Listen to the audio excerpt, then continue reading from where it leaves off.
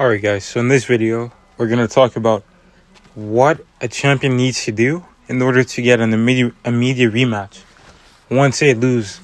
And in the past year, we've seen guys like Kamaru Usman lose his title, Israel Adesanya lose his belt, and then they got an immediate rematch. But that's because those guys, they had like 5 or more title fight wins. And I believe that for Kamaru Usman, he defended the belt against Colby Covington, Jordan Masvidal, Gilbert Burns, and Masvidal then again, and then Colby. So that's 5 title defenses. Israel Adesanya had something similar where he got the interim belt, then he beat Whitaker, and then he defended against Romero, Costa, Vettori, Whitaker, and Cannonier. So yeah, he had 5 title defenses, and then he got an immediate rematch. But then you look at like some of the weird bookings of the UFC, where sometimes like guys who like will get the title and then get a rematch right away. Like someone look at Cody Garbrandt. He got the belt, and then he like lost it right away, and then he got an immediate rematch. Same with Glover Teixeira. He lost. He beat Jan Blachowicz to get the belt, and then he lost to Yuri Prochazka in his next fight, and then he was given a rematch with Yuri Prochazka, even though you have a guy like Jan Blachowicz who won the belt off Dominic Reyes.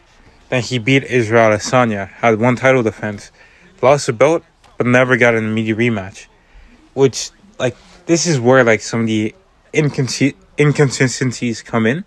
Because originally I thought, okay, maybe it had something to do with like how big someone is, like if they draw like a massive audience or something like that. But you look at some of the people who are in line for getting an immediate rematch, like Glover Teixeira, like Juliana Pena as well. Like these don't really make sense because they're not like the biggest draws, and like they, even though they get a rematch, so it's like, why is there these certain instances where people like that get immediate rematches? And to be honest, I think a lot of it has to do with how you performed in your last fight. Like, even though like Cody Garbrandt got knocked out, he still like dropped Cesar Dillashaw and was pretty competitive up until he got knocked out. With Juliana Pena, was not competitive at all. She was just basically like getting ragdolled the whole time. But I think people like seeing Juliana Pena get beat up. That's the only reason why I would think the UFC wants to book a trilogy, because it makes no sense. With Glover Teixeira, he had a fight of the year type of fight with Yuri Prochazka, so that makes sense. So I think with sometimes it's like it's how you perform in your last fight.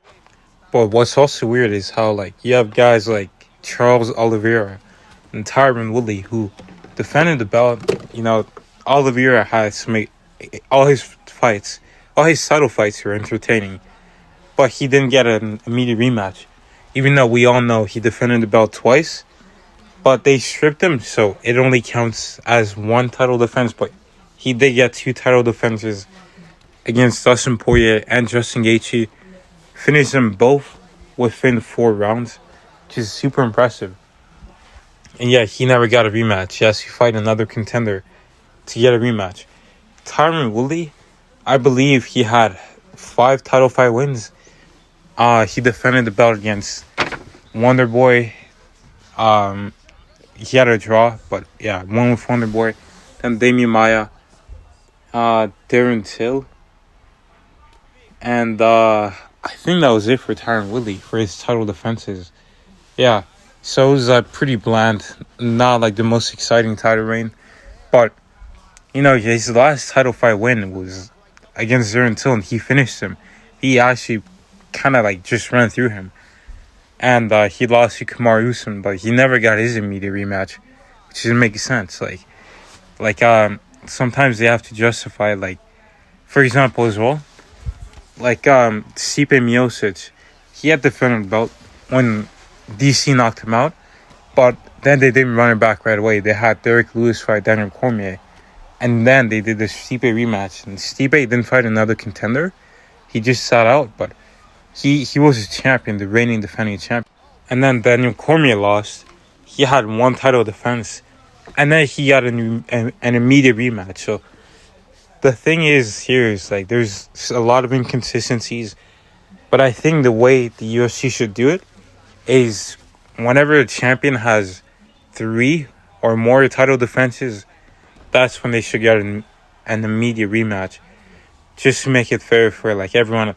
So it's universal. Like, okay, you get 3 title defenses, you're guaranteed an immediate rematch. And I think for the most part it is, but there is some like instances where like fighters have defended the belt 3 or more times, and they didn't get an immediate rematch. But then you have guys like who fought like who just won the belt, lost it, and then they got an immediate rematch. So it doesn't make sense in my opinion. The champion has to earn that immediate rematch, not by just beating like contender once they lose the belt, but beating contenders 3 times and then getting that rematch. But yeah, like I said, a lot of it comes down to how big of a star are you gonna sell for the UFC, and as well like how good are your fights as a champion. Like, how good was your fight, like your 1 fight or 2 fights or 3 fights. I think that plays a part of it, like that, the star power. And also it has to do with like what are the other contenders in your weight class doing. Is there a clear-cut number 1 contender or no? Like, for example, in the welterweight division, like if Leon Edwards didn't rematch Kamaru Usman, who was he gonna fight? Was he gonna fight Bilal Muhammad, even though he had a fight booked? Was he gonna fight Gilbert Burns, who's coming up the Hamzat loss? Was he gonna fight Hamzat coming from the Kevin Holland fight? So there isn't a lot of options. So that in that case, and also Kamaru Usman had defended the belt, like I said, 5 times. So in that case, there's no argument. Like he had earned his rematch. He had done what he had to do, and then that's what happened. But there is also this other argument where a champion loses their belt, they beat contenders, and then they get the belt again. Then does it get reset, or is it just based on how many title wins you have overall? And in my opinion, I think like if you're a champion, you defended more than 3 times, and then you lose the belt, and you get it back, then and you lose again, let's say, then you should get an immediate rematch because of the overall title fight win. The counter argument against that is if the champion loses their belt, this is if the champion loses the belt in their respective weight class. If they're the champion and then they go up a weight class, they become the champion up there, and they lose the belt, then in that case you can't just give them an immediate rematch. But let me know if you guys agree with this. I think it's pretty important to talk about.